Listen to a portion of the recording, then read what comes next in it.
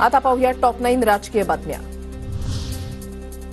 उपमुख्यमंत्री एकनाथ शिंदेंचा महाजी शिंदे राष्ट्रगौरव पुरस्कार देऊन सन्मान। दिल्लीमधल्या नवीन महाराष्ट्र सदनामध्ये शरद पवारांच्या हस्ते सत्कार।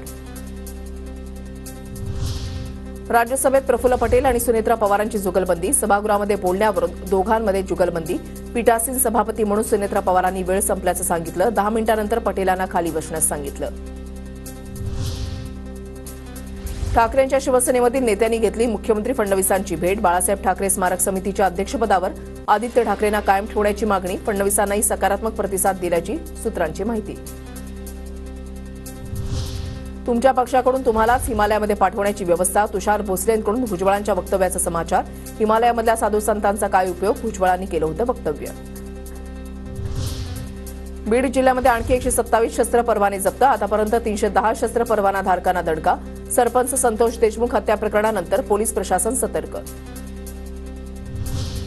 धनंजय मुंडे आणि वाल्मिक कराडच्या विरोधात मुख्यमंत्र्यांना पर्सनल नंबरला पुरावे पाठवले। अजित पवारांनाही 14 पानांचं पत्र पाठवलं।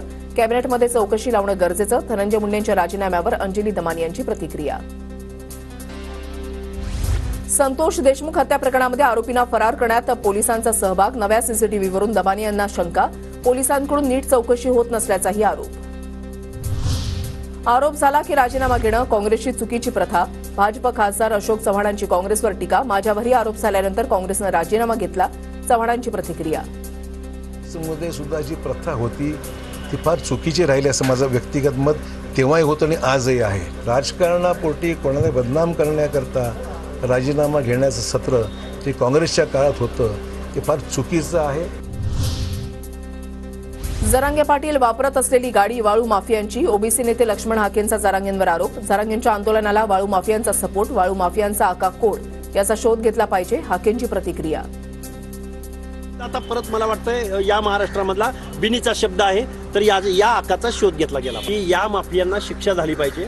आणि जरांगे पाटलांच्या पाठीमागं जर असे माफिया गुंड आणि फक्त वाळू ओढण्यापुरतं मर्यादित नाहीये,